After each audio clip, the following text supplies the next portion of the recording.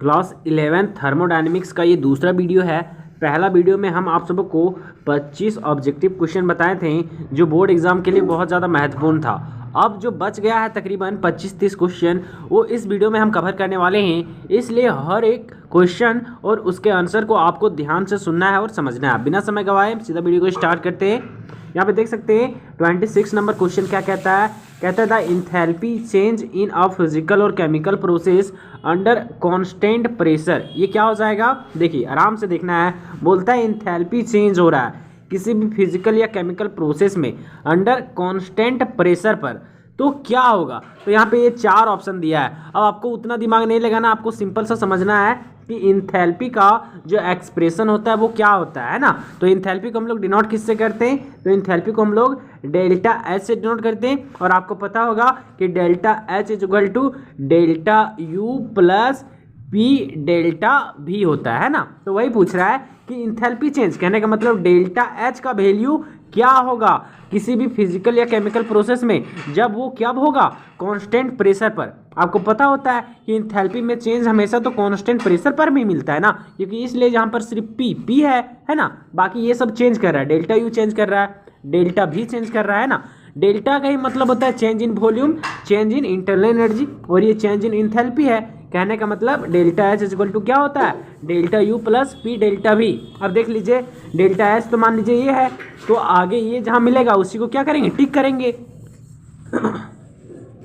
तो क्या हो जाएगा हमारा delta U plus P delta B, क्योंकि हम लिखाए भी है कि जो इंथैल्पी होता है वो सम होता है, किसका सम होता है, तो इंटरनल एनर्जी का और प्रेशर वॉल्यूम एनर्जी का। ये लिखा है ना कि जो ये सम होता है किसका, इंटरनल एनर्जी का यानी डेल्टा यू का और प्रेशर वॉल्यूम एनर्जी का, जहाँ पे प्रेशर क्या हो जाना चाहिए, हमेशा कांस्टेंट हो जाना चाहिए। चलिए अगला क्वेश्चन कहता है the enthalpy change in a reaction does not depend, है ना। हम लिखाए हैं कि कौन कौन सा फैक्टर जो है वो इंथैल्पी को जो है वो अफेक्ट डालता है ना। तो हम 4-5 फैक्टर लिखाए हैं, तो उसी में देखते हैं। यहाँ पे पहला कहता है state of reactant and product, तो ये तो डिपेंड करता है ना, लेकिन यहाँ हमको पूछ रहा है कि इंथैल्पी चेंज किस पर डिपेंड नहीं करता है। इंथैल्पी ऑफ रिएक्शन बताए ना, तो वहाँ पे लिखाएं कि ये किस पर निर्भर करता है और किस पर नहीं करता है। ठीक, वहाँ देख लीजिएगा कॉपी में। तो स्टेट पर तो निर्भर करता है रिएक्टेंट और प्रोडक्ट के, नेचर ऑफ रिएक्टेंट पर इस पर भी निर्भर करता है, various intermediate step in a reaction, देखिए इसी पर निर्भर नहीं करता है, क्योंकि यह है इंथैल्पी। क्या है, इंथैल्पी या फिर इंथैल्पी में चेंज। और इंथैल्पी में चेंज हमेशा ये इनिशियल और फाइनल स्टेप पर डिपेंड करता है। और यहाँ लिखता है इंटरमीडिएट स्टेप, अब बीच में क्या हो रहा है प्रोसेस, उससे इंथैल्पी को लेना देना नहीं होता है ना। इसलिए जो हो जाएगा वो इसका right answer option number C हो जाएगा। इंथैल्पी का चेंज होता है किसी भी रिएक्शन में, वो कभी भी इंटरमीडिएट यानी बीच पर निर्भर नहीं करता, ये सिर्फ इनिशियल पर और फाइनल स्टेट पर डिपेंड करता है। ठीक है, कोई दिक्कत है यहाँ तक नहीं है। अगला क्वेश्चन कहता है कि the enthalpies of all element in their standard state. ये सबसे वीआईपी क्वेश्चन हम लिखाए भी है, आपको नोट भी कराएं। देखिए हम लिखाए थे enthalpy of formation of element in their most standard state, लेकिन यहाँ जो है वो इंथैल्पी ऑफ फॉर्मेशन ना लिख के सिर्फ इंथैल्पी लिखा है, तो बात सेम है ना। तो वही कहता है कि जो इंथैल्पी होता है सभी एलिमेंट का, वो उसके स्टैंडर्ड स्टेट में क्या होता है, तो स्टैंडर्ड स्टेट में जो होता है वो उसका इंथैल्पी 0 होता है। हम लिखाए हैं स्टैंडर्ड स्टेट, कहने का मतलब किसी भी एलिमेंट का ओरिजिनल स्टेट, है ना। जैसे कार्बन क्या है, गैस है, कार्बन क्या है, गैस, तो यही हुआ इसका स्टैंडर्ड स्टेट। लेकिन कार्बन जो है ना उसका 2 अप्रूफ होता है ना, एक होता है ग्रेफाइट, एक होता है डायमंड। तो कार्बन हमेशा किस में पाया जाता है, तो कार्बन हमेशा ग्रेफाइट में पाया जाता है। कोई दिक्कत है नहीं है। जैसे हाइड्रोजन, तो हाइड्रोजन का स्टैंडर्ड स्टेट क्या होगा, गैस, क्योंकि यही इसका क्या है, एक्चुअल स्टेट, तो इसी को बोला जाता है स्टैंडर्ड स्टेट। और इस पर जो होता है इंथैल्पी वो क्या हो जाता है, 0 होता है। ठीक है, कोई दिक्कत यहाँ तक नहीं है। इसका right answer option number B. और ये जैक 2023 का क्वेश्चन है, बहुत ज़्यादा इंपॉर्टेंट, मान लीजिए इसको। आगे देखिए 29 नंबर क्वेश्चन कहता है the enthalpy of formation of ammonia is इतना mole, the enthalpy change of a reaction 2NH3 gas, जहाँ पे दिया गया है देख सकते हैं यहाँ पे N2 gas plus 3H2 gas is. कहने का मतलब क्या है कि 2NH3 2 ट्रैक इसमें, N2 गैस में और 3NH2 गैस में। और ये 2023 का क्वेश्चन है। तो कहता है बताइए कि इंथैल्पी ऑफ फॉर्मेशन क्या होगा। आपको हम लिखाएं कि जो इंथैल्पी ऑफ फॉर्मेशन निकालने का फॉर्मूला होता है वो क्या होता है कि enthalpy of formation of product minus reactant. कोई दिक्कत है यहाँ तक? नहीं है। अब ये कैसे बनेगा, ये जो है वो थोड़ा सा वैसे 1 मार्क्स का क्वेश्चन नहीं, ये तकरीबन 2 मार्क्स का क्वेश्चन है या फिर 3 मार्क्स का क्वेश्चन है। तो इस तरह का क्वेश्चन 2 है पूरे सेट में, ठीक है।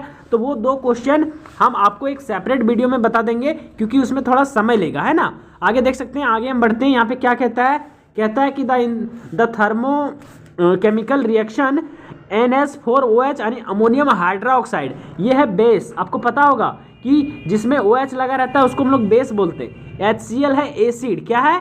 एसिड। ये दोनों जब रिएक्शन करता है तो आपको पता है कि इसी को बोलते हैं हम लोग इंथैल्पी ऑफ न्यूट्रलाइजेशन, क्योंकि एसिड और बेस को मिलाने से क्या हो जाता है, चीज़ें न्यूट्रल हो जाती है। क्या हो जाती है? न्यूट्रल। और हमेशा क्या बनता है? हमेशा बनता है आप सबका साल्ट और वाटर, ये लिखा है ना। तो वही यहाँ पे कहता है कि एक थर्मोकेमिकल रिएक्शन है जो जिसमें अमोनिया या फिर एक बेस और एक एसिड ऐड हो रहा है और क्या हो रहा है, न्यूट्रलाइज हो रहा है। कहने का मतलब साल्ट और वाटर बना रहा है, जहाँ पे इंथैल्पी कुछ इतना है। तो कहता है ये किसका एग्जाम्पल है, इंथैल्पी ऑफ एटोमाइजेशन का, इंथैल्पी ऑफ कंबसन का, इंथैल्पी ऑफ न्यूट्रलाइजेशन का, या फिर इसमें से कुछ नहीं, नन ऑफ दिस। तो इसका राइट आंसर क्या हो जाएगा, इंथैल्पी ऑफ न्यूट्रलाइजेशन, क्योंकि यहाँ पे चीज़ें क्या हो रही है, न्यूट्रल हो रही है, क्योंकि ये रिएक्शन एसिड और बेस के बीच हो रहा है ना।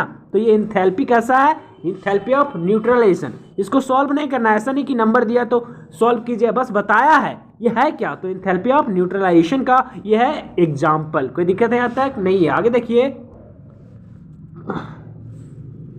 31 नंबर क्वेश्चन कहता है एक मतलब 2 लिक्विड है, एक है ये और ये है बी, ठीक है। ये बनाता है आइडियल सॉल्यूशन। तो जो इंथैल्पी ऑफ मिक्सिंग होगा वो क्या होगा, हम बताएं कि आइडियल सॉल्यूशन में इंथैल्पी ऑफ मिक्सिंग हो या फिर किसी भी तरह की चीज़ हो, इंटरनल एनर्जी हो, इंथैल्पी हो, या फिर गैस फ्री एनर्जी हो, इंट्रोपी हो, उसमें किसी भी तरह का कोई भी चेंजिंग नहीं आता है। तो यहाँ पे जो इंथैल्पी ऑफ मिक्सिंग हो जाएगा वो आप सबों का क्या हो जाएगा, तो इसका राइट आंसर जो हो जाएगा आप सबों का वो हो जाएगा ऑप्शन नंबर सी। क्या हो जाएगा, option number C. Ideal solution का इंथैल्पी ऑफ मिक्सिंग जो हो जाएगा वो 0 हो जाएगा, क्योंकि आइडियल सॉल्यूशन में इंथैल्पी ऑफ मिक्सिंग निकालेंगे तो आइडियल सॉल्यूशन में कोई भी चीज़ मिक्स नहीं होना चाहिए, क्योंकि आइडियल सॉल्यूशन किसी को जब मिक्स हो जाएगा तो वो आइडियल सॉल्यूशन नहीं ना रह जाएगा। अगला 32 नंबर क्वेश्चन कहता है एक रिएक्शन है, क्या है, एक रिएक्शन जिसमें कार्बन किस स्टेट में है, सॉलिड में है, ऑक्सीजन जो है O2 किस में है, गैस में है, और वो बना रहा है CO2। तो हमें पूछ रहा है कि डेल्टा H और डेल्टा U के बीच में क्या रिलेशन होगा। हम आपको जब इंथैल्पी बता रहे थे तो वहाँ पे 3 रिलेशन बताए थे, है ना। एक बार बताए थे कि डेल्टा H और डेल्टा U कब बराबर होगा, फिर एक लिखाए हैं डेल्टा H कब डेल्टा U से बड़ा होगा और डेल्टा H कब डेल्टा U से छोटा होगा। डेल्टा H यानी इंथैल्पी और डेल्टा U यानी इंटरनल एनर्जी। कोई दिक्कत है यहाँ तक समझने में? नहीं है। और ये डिपेंड किस पर करेगा, डेल्टा NG पर। कॉपी खोल के देखिएगा, साफ साफ लिखा हुआ है। अब यहाँ पे हम लोग डेल्टा NG निकालेंगे। डेल्टा NG कहने का मतलब कि moles of product minus moles of reactant, moles of product minus moles of reactant, यही दिखाता है डेल्टा NG। लेकिन यहाँ पे हम लोग मोल्स किसका लेंगे, सिर्फ गैस का। अब देखिए प्रोडक्ट यहाँ पे गैस है CO2, कितना मोल है, 1 मोल है। तो यहाँ पे लेंगे number of moles of product कितना है, 1, सिर्फ गैस का। देखिए number of moles of reactant, 2 reactant है, लेकिन गैस में एक ही रिएक्टेंट है ना, सिर्फ कौन है, ऑक्सीजन है, और ये कितना मोल है, तो मात्र 1 मोल है। तो यहाँ पे number of moles of reactant भी 1 होगा। सॉलिड को काउंट नहीं करना है, समझ में आ रहा है कुछ। और 1 और 1 में घटाएंगे तो कितना आ जाएगा, 0, यानी डेल्टा NG कितना हो गया, 0। और हम लिखाएं कि जब डेल्टा NG 0 होता है तो डेल्टा H और डेल्टा U दोनों बराबर हो जाता है। क्यों होता है, क्योंकि डेल्टा H बराबर होता है delta U plus P delta V, ये होता है। फिर बनता है delta H is equal to delta U, और P भी हट के बनता है डेल्टा NGRT। कोई दिक्कत है यहाँ तक? नहीं है। देखिए डेल्टा NG हो गया 0, 0 से इसको मल्टीप्लाई करेंगे तो ये भी खत्म हो जाएगा ना, तो सिर्फ क्या बचेगा, delta H is equal to delta U। कुछ समझ में आया यहाँ तक? तो ये हो जाएगा right answer option number C, ठीक है, आराम से समझना है। अगला देखिए 33 नंबर क्वेश्चन कहता है कि फॉर अ रिएक्शन जिसमें 2NO है, किसमें, गैस में, है ना, नाइट्रोजन मोनोऑक्साइड, फिर है O2, ये भी गैस में है, ये 2NO2 बना रहा है। तो यहाँ भी पूछ रहा है कि इंथैल्पी ऑफ चेंज जो होगा डेल्टा H क्या होगा। आराम से देखना है ये क्या होगा, इस क्वेश्चन को थोड़ा देखना है। यहाँ पे डेल्टा H और डेल्टा U नहीं पूछ रहा है, सिर्फ डेल्टा एच पूछ रहा है, बोल रहा है क्या ये पॉजिटिव होगा, नेगेटिव होगा, जीरो होगा या फिर नन ऑफ दिस होगा। अब देखिए दिमाग लगाइए, ये एग्जाम्पल है वो किस तरह का इंथैल्पी का है। हम बहुत टाइप्स का इंथैल्पी लिखा है ना, तो ये देखिए O2 से जब किसी भी चीज़ का रिएक्शन होता है तो इसको बोला जाता है इंथैल्पी ऑफ कंबशन। बोले हैं ना, ये बताया ना कि कोई भी चीज़ का रिएक्शन कहीं O2 के साथ हो तो हमेशा वो इंथैल्पी ऑफ कंबशन कहलाता है। क्या कहलाता है? Enthalpy of combustion. और अब दिमाग लगाइए, किसी भी चीज़ को हम जब जलाते हैं तो बताइए कि एनर्जी रिलीज होता है या फिर एनर्जी एब्जॉर्ब होता है। जल्दी बताइए क्या होता है, एनर्जी क्या रिलीज होता है या फिर एनर्जी एब्जॉर्ब होता है? किसी भी चीज़ को जलाते हैं तो एनर्जी हमेशा रिलीज होता है। क्या होता है? रिलीज, यानी इवॉल्व होता है। और जब एनर्जी जो है हमारा रिलीज होता है, जब एनर्जी रिलीज होता है तो हीट क्या हो जाएगा? नेगेटिव, यानी इंथैल्पी भी क्या हो जाएगा? नेगेटिव। ये तो पता है ना, तो इसका राइट आंसर क्या हो जाएगा? Option number B. कोई दिक्कत है? बस इस तरह दिमाग लगाना, ऐसा नहीं कि देख के कंफ्यूज हो गया कि पॉजिटिव मार दे नेगेटिव, कुछ भी नहीं मारना है ना। आगे देखिए 34 नंबर क्वेश्चन कहता है the enthalpy of neutralisation of a strong acid and strong base is always, देखिए इसको रट लेना है ना, कभी भी इंथैल्पी ऑफ न्यूट्रलाइजेशन जो स्ट्रॉन्ग एसिड और स्ट्रॉन्ग बेस का आता है वो आता है -57.1 किलो जूल। ठीक है, ये याद कर लेना, ये बहुत ज़्यादा इंपॉर्टेंट है इस बार के बोर्ड एग्जाम के लिए, इसको बहुत ज़्यादा इंपॉर्टेंट कर लीजिए। अगला क्वेश्चन देख सकते हैं यहाँ पे क्या कहता है कि फॉर अ रिएक्शन, ये सेम है, देख सकते हैं ऊपर में जो था वही है, कार्बन इसमें सॉलिड में है, ऑक्सीजन गैस में है और CO2 गैस में, तो बोलता है डेल्टा एच और डेल्टा यू में क्या रिलेशन होगा। सेम क्वेश्चन है, देख सकते हैं ये 35 वाला और ये आपका 35 और 32, ये 35 और ये 32 दोनों सेम क्वेश्चन है ना, बस इतना उसमें ऐड कर दिया है, लेकिन बात तो वही पूछा है ना, बाकी कोई भी अंतर नहीं है। इसका भी राइट आंसर हो जाएगा ऑप्शन नंबर सी। कोई दिक्कत है? नहीं है। अगला क्वेश्चन 36 नंबर क्या कहता है? 36 नंबर कहता है कि कोई रिएक्शन है जिसमें H2 प्लस हाफ O2 और H2O बना रहा है, तो बताइए डेल्टा एच और डेल्टा यू में क्या रिलेशन होगा। आराम से देखना है, इसका राइट आंसर क्या हो जाएगा। आप दिमाग लगा के बताइए, जल्दी बताइए क्या हो जाएगा इसका राइट आंसर। नहीं समझ में आ रहा आप लोगों को? देखिए कैसे बनाएंगे, ये भी सेम है, डेल्टा एच और डेल्टा यू में जब भी रिलेशन निकालने की बारी आए तो हम लोग क्या करेंगे, तो हम लोग हमेशा आपका जो है वो डेल्टा एन निकालेंगे। क्या निकालेंगे? डेल्टा एन, और वो भी किसका लेंगे? सिर्फ गैस का। अब देखिए यहाँ पे ये लिक्विड है और ये गैस है और ये गैस है, अब डेल्टा एन यहाँ पे निकालेंगे तो क्या होगा? Number of moles of product minus number of moles of reactant. अब नंबर ऑफ मोल्स ऑफ जो प्रोडक्ट है यहाँ पे देखिए, इसका तो कैलकुलेट नहीं करेंगे तो हो जाएगा कितना? 0। अब 0 में घटाएंगे क्या? ये अब देखो 0 में कुछ भी घटाएंगे तो डेल्टा एन क्या आएगा हमारा? नेगेटिव आएगा ना। अब देखिए हम लोग एक्सप्रेशन लिखेंगे, delta H equal to delta U plus delta N G R T. अब डेल्टा एन जी आ गया नेगेटिव, ऐसे बताएं हम तीनों चीज।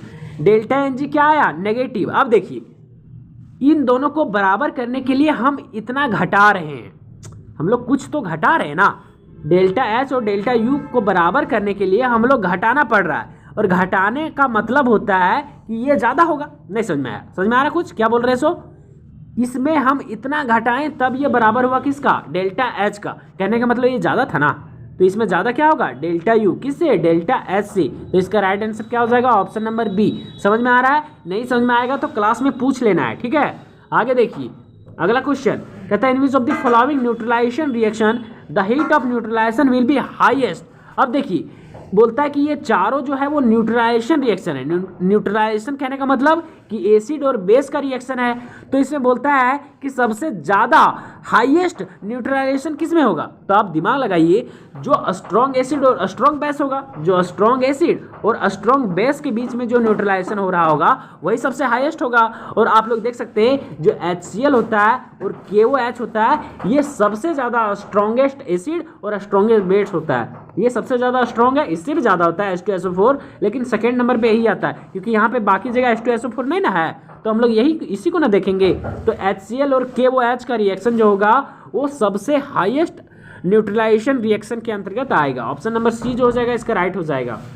38 नंबर कहता था enthalpy of combustion of a substance.